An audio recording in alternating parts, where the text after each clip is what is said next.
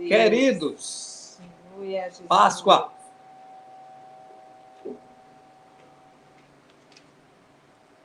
A pergunta é: o que você tem feito da Páscoa? O que você tem feito na Páscoa, da Páscoa?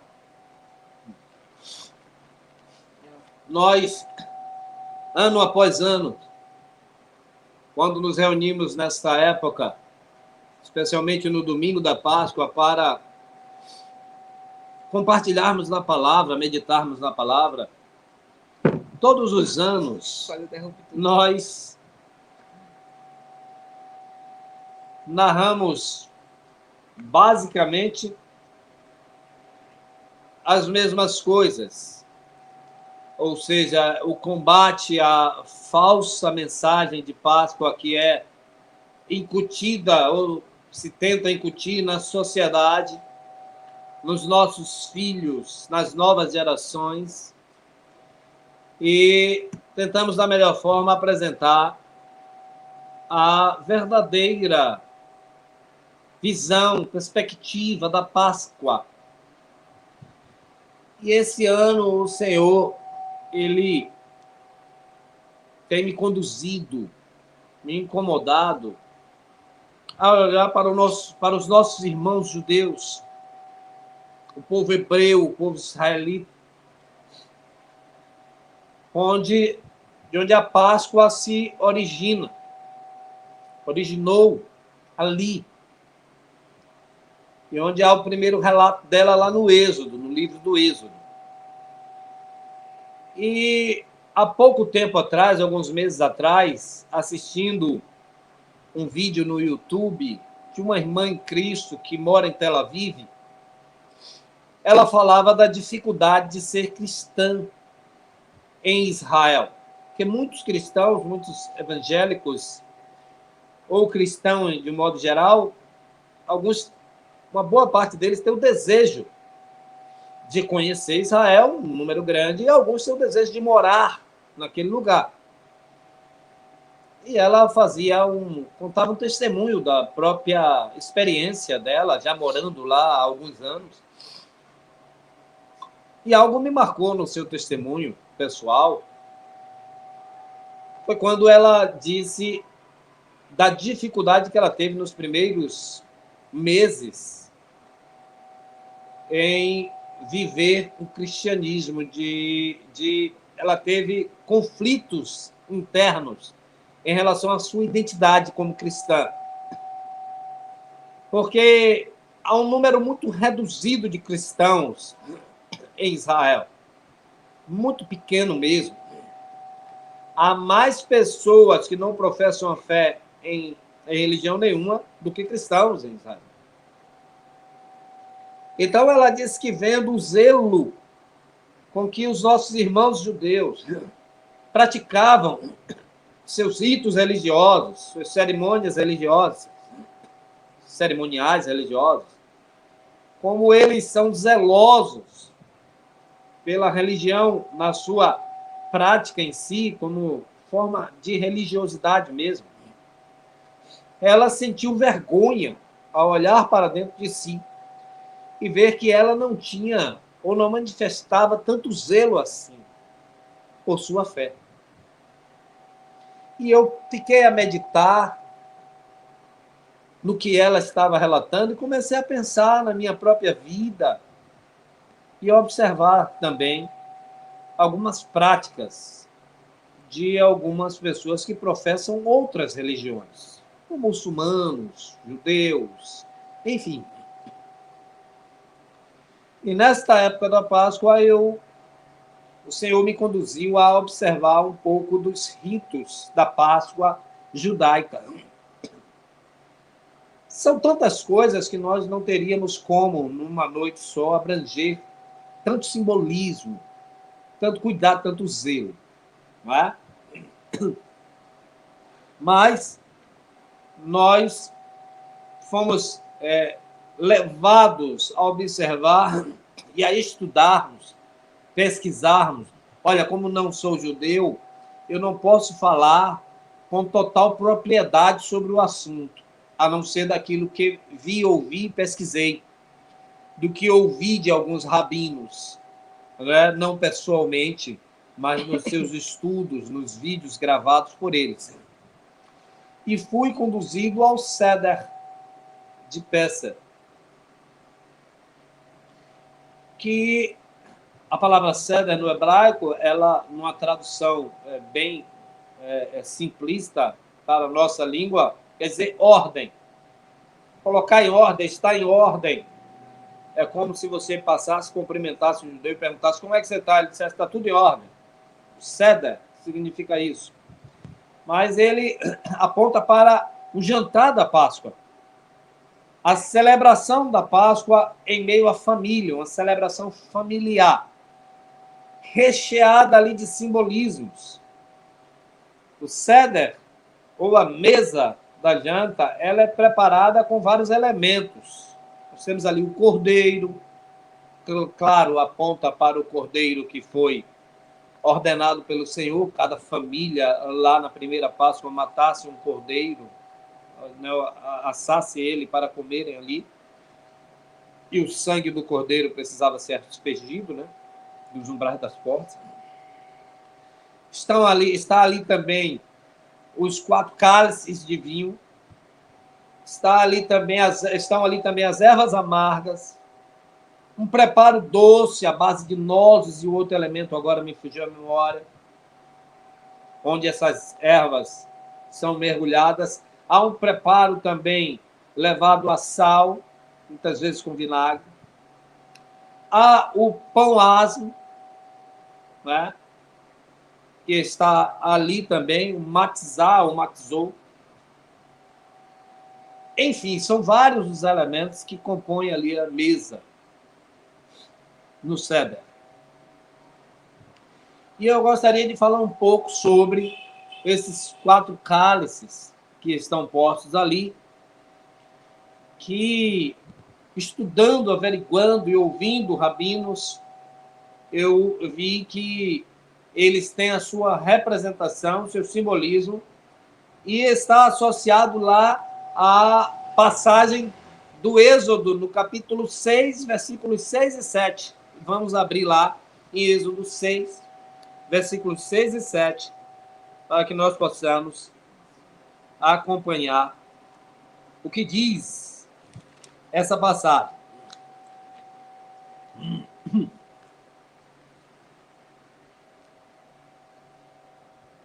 Vou dar um tempo aqui para os irmãos encontrarem, né, esse texto.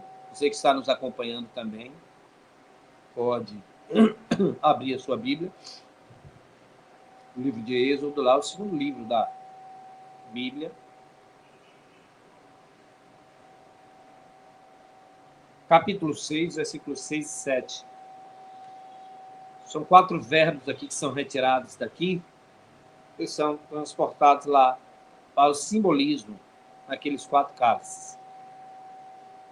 Quero lembrar aos irmãos que Jesus, como judeu,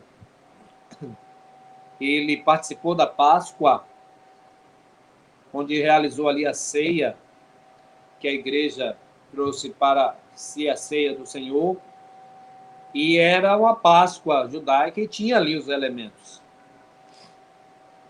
Então diz assim a palavra do Senhor: portanto, dize aos filhos de Israel, eu sou o Senhor, e vos tirarei de debaixo das cargas dos egípcios, vos livrarei da sua servidão, e vos resgatarei com braço estendido e com juízos grandes. Eu vos tomarei por meu povo, e serei vosso Deus, e sabereis que eu sou o Senhor, vosso Deus, que vos tiro de debaixo das cargas dos egípcios. Pai, em nome do teu Filho Jesus Cristo, eu rogo ao Senhor que, por graça e misericórdia, transmita através da minha vida a mensagem nessa noite aos nossos corações, e que teu Espírito faça frutificar essa mensagem em nós, para que ela venha dar fruto, que nós possamos pôr em prática aquilo que o Senhor nos ensine nessa noite. Em nome de Jesus Cristo. Irmãos, essa passagem, ela acontece antes mesmo das pragas, né? O Senhor envia Moisés a Faraó, ele com Arão, e Moisés faz a primeira investida a Faraó, pedindo pela libertação do povo que estava lá. Lembra, Israel chega ao Egito com 70 pessoas, quando houve uma grande fome na terra, e José havia sido vendido por seus irmãos. Ele estava no Egito, ele desvenda o sonho de Faraó, e é alçado por Faraó, a segunda pessoa mais importante do Egito, só estando abaixo do próprio Faraó. E há uma fome na terra, e Jacó e seus filhos precisam ir para o Egito para não morrer de fome. E eles chegam no Egito com 70 pessoas. Mais de 400 anos depois, mais de 4 séculos depois, Israel está ali com um número de mais de 600 mil homens. Tamanha foi a multiplicação. Mas são um povo que está ali escravo no Egito. E o Senhor chama Moisés e envia Moisés com essa missão, libertar o povo. E a primeira investida que ele faz, o que é que o Faraó faz? Não lhe dá ouvido e aumenta a carga do povo. E o povo se queixa com Moisés. Por que você fez isso conosco? O Faraó agora quer nos matar. E Moisés vai ao Senhor e diz: Senhor, por que o Senhor me enviou esse povo?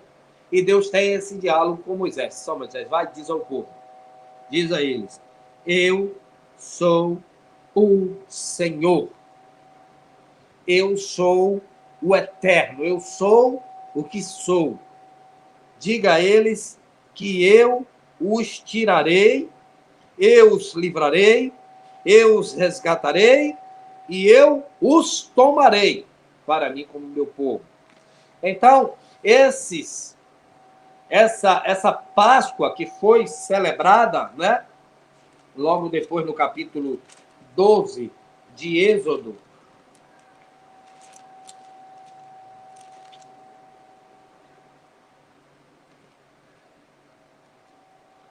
capítulo 12 de Êxodo, no primeiro e segundo versículo, o Senhor está aí ordenando a instituição da Páscoa, né?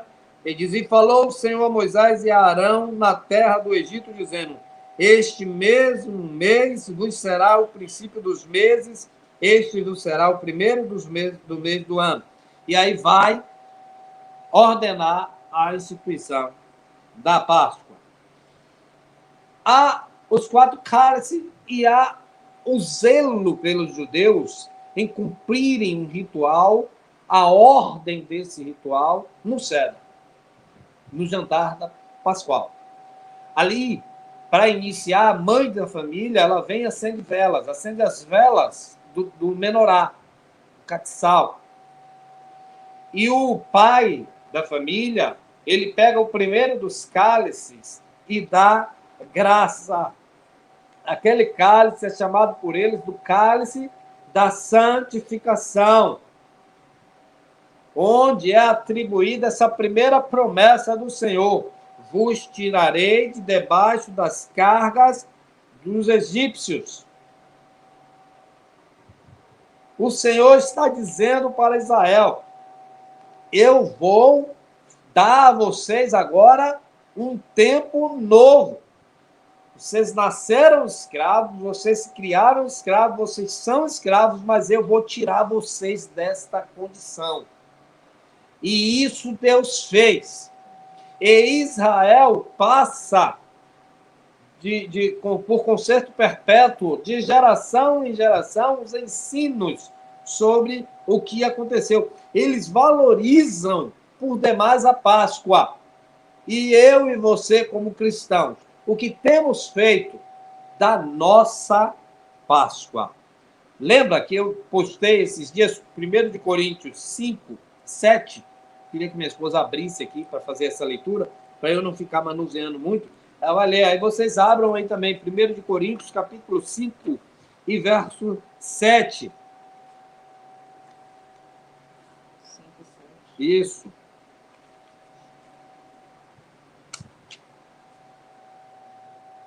Livrai-vos do fermento velho, para que sejais uma nova massa, assim como estáis sem fermento, porque Cristo, nossa Páscoa, foi sacrificado por nós. Cristo, nossa Páscoa. Livre-se do fermento velho. Vocês já estão sem fermento.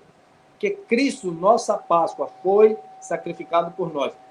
Para um judeu não messiânico, aquele que não acredita que Jesus é o Cristo, o Messias mandado, enviado por Deus, eles não creem que Yeshua tenha sido Messias, eles ainda estão aguardando o Messias. Então, estão vivendo sobre a promessa da Páscoa. A promessa que estava ali contida, ou as promessas que estavam contidas na Páscoa. Então, a primeira promessa que eles veem ali é que o Senhor os tiraria do jugo da servidão. O Senhor os arrancaria de um tempo de amargura, de jugo pesado, de dores, de opressão, de humilhação. Então, Israel não pode esquecer que o Senhor os arrancou dessa condição, dessa situação. O Senhor está dizendo agora, vocês vão viver um tempo novo. Lembra o que lemos lá em Êxodo 12? O Senhor diz, olha, agora, a partir dessa Páscoa, este mesmo mês, versículo 2 do capítulo 12, será o princípio dos meses. Este vos será o primeiro dos meses dos meses do ano. Já existia um calendário. O Senhor está rompendo até mesmo com o calendário egípcio. O Senhor está dizendo, daqui para frente, vocês não vão lembrar mais do que vocês viveram lá atrás, a não ser como memória para vocês entenderem o que eu, o Senhor, fiz por vocês. E vão passar isso de geração em geração para que as próximas gerações saibam que Yahvé, com mão poderosa, libertou o povo hebreu das mãos de Faraó, da servidão, da escravidão. Jesus, na Páscoa da quinta-feira que antecede a sua crucificação, ele também pega esse primeiro cálice, né? Vamos lá abrir em Lucas, capítulo 22. Lucas 22.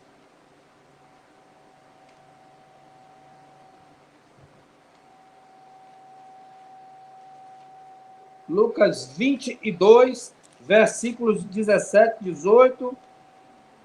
Mas nós vamos fazer menção aqui.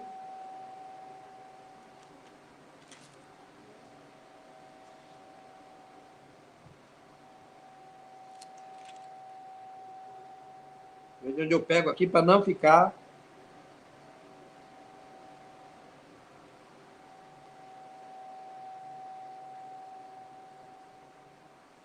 Isso. A partir do versículo 17 mesmo. Vocês podem fazer a leitura do versículo 7 em diante. Em casa vocês vão ver que é a última Páscoa, o relato de Lucas.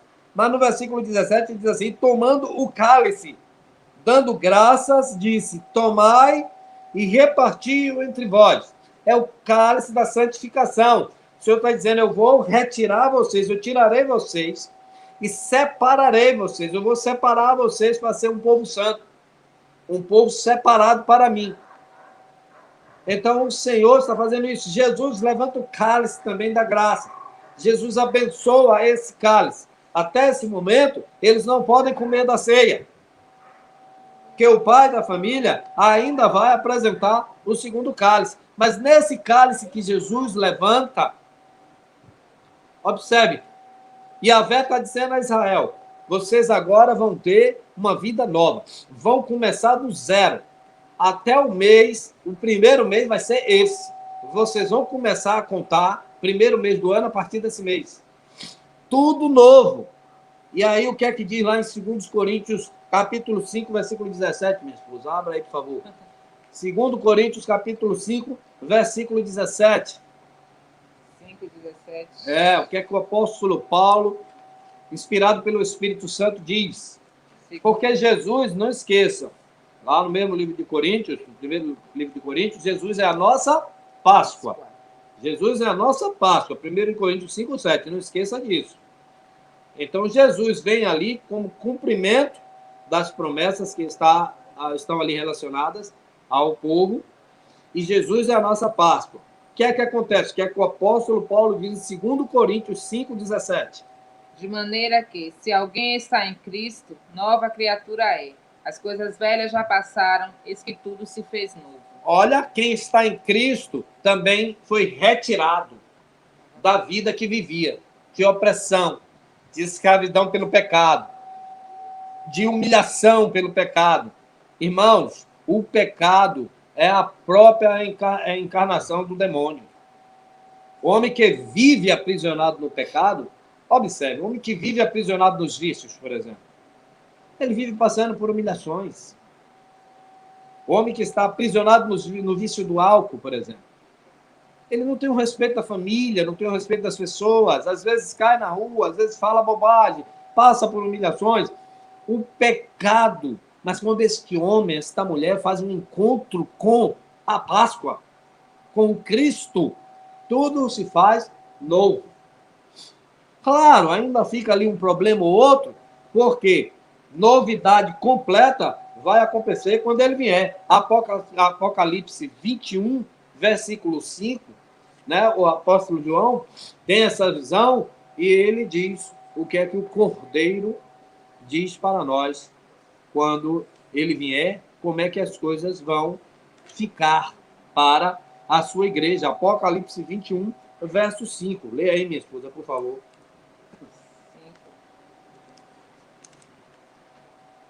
A palavra diz assim: o que estava sentado no trono disse: eis que faço novas todas as coisas. E disse-me: escreve, porque essas palavras são fiéis e verdadeiras. Novas todas as coisas. Quando ele vier buscar a sua igreja, aí a novidade vai ser completa. Completa. Israel tem a noção, não esqueça disso. Os judeus não messiânicos têm a noção total, e é real, e é verdadeira, de que Yahvé os libertou do Egito, os retirou de lá, e prometeu que faria isso, e fez, e eles representam isso nos cálices. O segundo cálice, né, ele é chamado do cálice das pragas por alguns rabinos. Ele é quando o pai da família levanta o segundo cálice e faz a bênção sobre ele também, está acabando a bateria aqui, e dá a bênção sobre ele também, nesse momento é o momento do Hagadá. É o momento, é o cálice também chamado de cálice do louvor, onde eles vão ali cantar hinos baseados no Salmo 113 e 114. E nesse momento, o pai da família, o chefe da família, ele vai fazer a leitura do Hagadá e dar explicações, ensinos para seus filhos. As crianças são envolvidas nesse momento, elas podem fazer perguntas ao pai relacionadas ao evento, né? Elas podem perguntar por que o cordeiro teve que ser sacrificado, porque tiveram que matar um cordeiro. Elas podem perguntar sobre as ervas amargas, por que nós temos que comer ervas amargas, o que é que isso significa.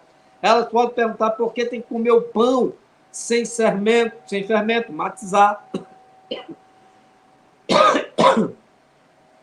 Agora a gente precisa entender que ali o pai para ensinar, para passar adiante a tradição, por que é que aquilo acontece e o que é que aquilo simboliza. Imagine que essa geração que foi liberta de lá, eles nasceram escravos e não poderiam sequer sair daquela região onde viviam. Eles não poderiam sequer conhecer, fora daquela região, as maravilhas que Deus criou, as maravilhas que Deus fez. Então, essa libertação, quando o Senhor diz, vos livrarei, é o segundo verbo que nós encontramos lá em Êxodo 6, o Senhor está dizendo para eles, eu vos farei pessoas livres. Essas pessoas sequer conheciam a essência dessa palavra, porque elas nasceram escravas. Elas não foram livres um dia e se tornaram escravas. Elas nasceram escravas. Então, os judeus comemoraram isso de uma forma muito forte, com muito ímpeto. Cristo na sua morte, nos libertou, nos livrou, nossa Páscoa. Olhando para o zelo dos judeus em cumprir todos os anos o Seder, com tudo bem colocadinho e a forma cerimonial, o que nós temos feito, como temos comemorado esse fato histórico nas nossas vidas. Como? Eles comemoravam a visão, comemoravam a Páscoa com a visão de que se tornaram agora um povo livre.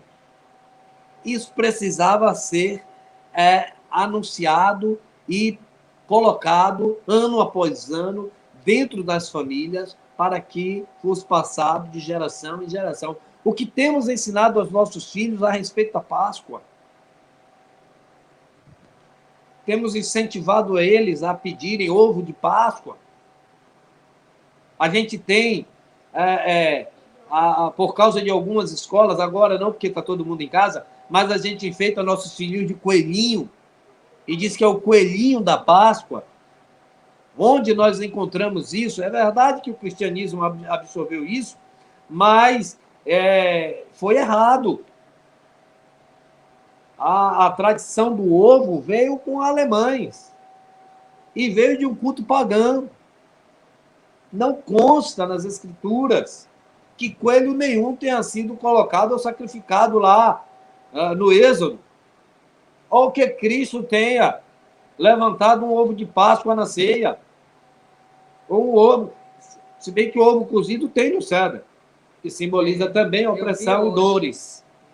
Então, não é o que nós temos feito, observando o zelo deles em passar a mensagem como ela é. Algumas coisas foram colocadas, pela tradição judaica, pelos rabinos, mas o que temos feito? Nós também éramos escravos, porque senão João não diria, no capítulo 8 do seu evangelho, no versículo 36, se pois o Filho vos libertar, verdadeiramente sereis livres. Jesus impõe esse segundo cálice. Olha, nós lemos Lucas 22, 17, 18, não foi? Veja, versículo 16, 17, não foi? Não, 17, 18. Enfim, vamos ler aqui de novo. Versículo 17. Tomando o cálice e havendo dado a graça, disse: tomai e reparti entre vós. Nós só lemos o 17. Versículo 18 diz: porque vos digo que já não beberei do fruto da vide, até que venha o reino de Deus. E tomando o pão e havendo dado graças, partiu e deu-lhe, dizendo: isto é o meu corpo, que por vós é dado. Fazei isso em memória de mim. Semelhantemente tomou o cálice. Ora, ele já tinha tomado um cálice antes. É o primeiro cálice dos 4 que constam na ceia. Ele toma o cálice de novo e diz assim: esse cálice é o novo testamento no meu sangue, que é derramado por vós. Novo! Jesus está fazendo algo novo na vida daqueles que vão segui-lo. Vos livrarei. Tem pessoas que saíram do Egito, mas o Egito permaneceu neles. Alguns hebreus saíram do Egito, mas o Egito permaneceu neles. Acontece com muitos cristãos. O Senhor os livra do pecado, eles saem do mundo, mas o mundo não sai de dentro deles. Eles continuam praticando as coisas erradas. Lembra aquele povo, quando chegou lá no meio do deserto, quis voltar? Quando faltou água, disse: Moisés, você trouxe a gente aqui para morrer? Lá no Egito não faltava alho, não faltava cebola. Lá tinha essas coisas. O Egito continuava dentro deles. Mas aqueles que são livres, aqueles a quem o Filho libertou, verdadeiramente são livres. Qual que é o terceiro verbo que está lá? Vos resgatarei com braço estendido. Essa palavra no hebraico, resgatarei, ela se aproxima da palavra rendição, redimir. Redenção, ou redimir. Ou seja, esse é o cálice da redenção. o terceiro cálice do cedro. Como aconteceu a redenção ali, como é que eles foram livres, libertos do juízo que estava imposto sobre todos os filhos, os primogênitos. O sangue do cordeiro tinha que marcar as casas. E onde o anjo da morte visse o sangue, ele iria passar por cima. Que é o que significa a palavra peça. Passar por cima. O que é que livra um cristão da condenação eterna? É o sangue de Jesus, o nosso cordeiro, a nossa Páscoa.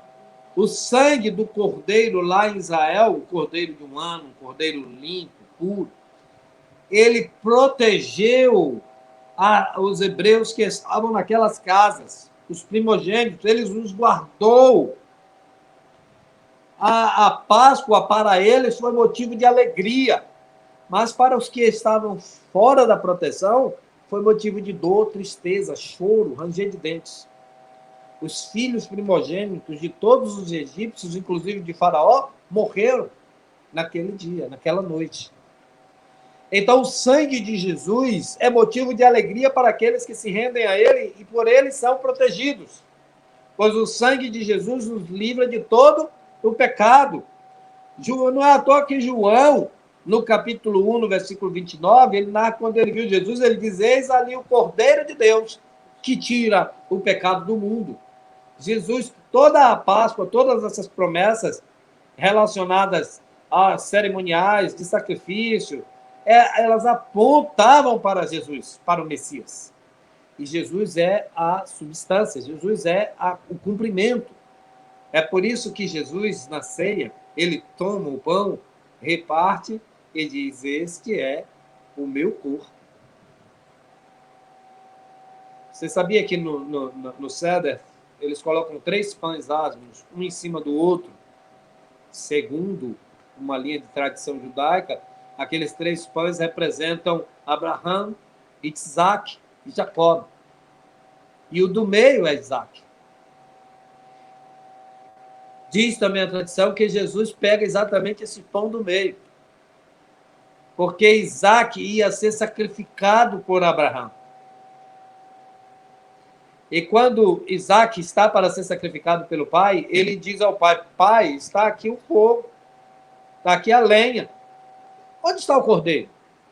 E Abraão diz: o Senhor proverá para si o cordeiro. Deus proveu o cordeiro. Qual é a promessa de Deus a Abraão? Em ti serão benditas todas as famílias da terra. Quando Abraão diz Deus proverá, eu acho que ele não tinha nem noção que Deus não iria prover só para Isaac, só em substituição a Isaac, só para pagar o preço pelo sacrifício que seria Isaac. Mas Jesus seria o cordeiro que pagaria o preço por toda a humanidade.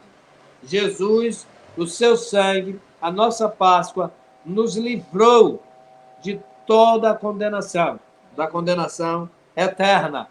Israel é zeloso em comemorar esta festa. E eu e você, como temos comemorado a Páscoa? O sacrifício de Cristo por nós, sua morte e ressurreição. Como temos feito isso? E o quarto cálice representa lá o quarto verbo: e vos tomarei por meu povo. É o cálice do louvor, a continuação do Halel, que agora eles vão cantar louvores do Salmo, vamos fazer a leitura, né, do Salmo 115 ao 118, e cantar louvores. Lembram lá na ceia, Mateus faz esse relato, que Jesus, que depois deles terem encerrado, eles cantaram um hino. E aí saem para o Monte das Oliveiras. Pastor, e o terceiro cálice de Jesus? O cálice da redenção é o cálice que ele diz ao Senhor lá no Getsemane: Pai, se possível for, passa de mim este cálice, mas não faça a minha vontade, mas a sua. E o Pai rejeita. E na cruz o Senhor bebe deste cálice por todos nós, o cálice da redenção. O quarto cálice, o cálice da aceitação ou do louvor, é onde o Senhor diz: eu vos receberei como meu povo, eu vos aceitarei como meu povo. E aí eu vou pedir a minha esposa mais uma vez que ela abra aqui para me ajudar.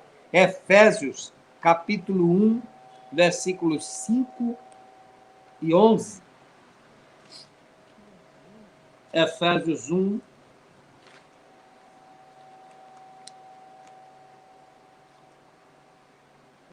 Efésios, capítulo 1. 5.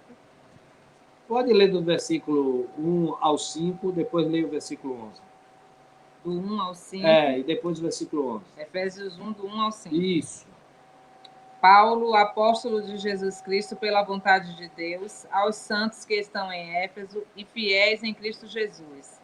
Graça a vós e paz da parte de Deus, nosso Pai, e do Senhor Jesus Cristo. Bendito o Deus e Pai de nosso Senhor Jesus Cristo, o qual nos abençoou com todas as bênçãos espirituais dos lugares celestiais em Cristo. Em Cristo. Nos abençoou com todas as bênçãos em Cristo. Como também nos elegeu nele, antes da fundação do mundo, para que fôssemos santos e irrepreensíveis diante dele em amor, e nos predestinou para filhos de adoção, filhos, por Jesus Cristo, para si mesmo, segundo o beneplácito da sua vontade. Aleluia. Olha, Yahvé diz a Israel: eu vos tomarei por meu povo. Cristo nos torna filhos. Nele, versículo 11. Versículo 11. Nele, digo, em quem também fomos feitos herança, havendo sido predestinados conforme o propósito daquele que faz todas as coisas, segundo o conselho da sua vontade. Onde isso foi consumado? Na cruz, no sacrifício, na morte de Jesus, na morte do Cordeiro, o sangue dele, aspergido em nós, nos marcou e nos libertou, nos livrou, nos tirou de toda a condenação e nos fez filhos. João diz no capítulo 1, versículo 12, mas a todos aqueles quantos receberam, deu-lhes o poder de serem feitos filhos de Deus. Aleluia! Irmãos, para pensar comigo agora. Nós tínhamos que estar muito felizes, comemorando, festejando a ceia do Senhor. Aquilo que Jesus faz ali, quando Jesus pega dois elementos, o cálice e o pão, ou o pão e o cálice, e diz: olha, quando Israel comia do pão sem fermento, ou seja, por que o pão sem fermento? Cá no Novo Testamento a gente vê que o fermento simboliza o pecado. Mas por que o pão sem fermento lá? Eles tiveram que sair tão às pressas que não houve como esperar levedar aquilo ali. Então eles saíram com o pão de dores, aquele pão chamado pão das dores. E aí ele foi colocado como símbolo também. O pão sem fermento. Jesus toma o pão e diz: esse é o meu corpo. Eu sou o pão da vida. Aleluia. Então os judeus, quando comem o pão, eles estão absorvendo aquele pão como símbolo. Quando nós comemos o pão da ceia simboliza que Cristo foi introduzido em nós. Nós e ele agora fazemos parte de um corpo, onde nós somos esses membros e ele a cabeça, o cabeça desse corpo. Há um simbolismo tremendo, espiritual, na Santa Ceia, irmãos. Porque Cristo é a nossa Páscoa. Aleluia. Ele diz a Israel: vou retirar vocês daí, vocês serão um povo novo, vocês viverão uma nova realidade, muito infinitamente melhor do que o que vocês viveram até agora, vocês serão livres. O Senhor traz liberdade para nós. Israel entendeu isso e comemora todos os anos, e festeja, e faz com zelo. E nós E nós? O que é a Páscoa para nós? É comprar ovo para dar aos outros de presente. É pintar o coelhinho no rosto dos nossos filhos e bater foto e postar. É botar a orelhinha neles. É isso que é a Páscoa. É isso que sentimos quando realizamos a Santa Ceia. Lembrando o que ele disse, façam isso em memória de mim. Lembrem o que eu passei. Lembrem o cálice no Getsêmani. Lembrem-se o cálice na cruz.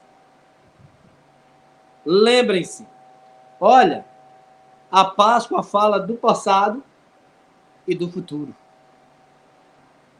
Ela mostra o que aconteceu no passado e traz uma esperança. Israel está esperando em alguns escritos rabínicos da tradição judaica.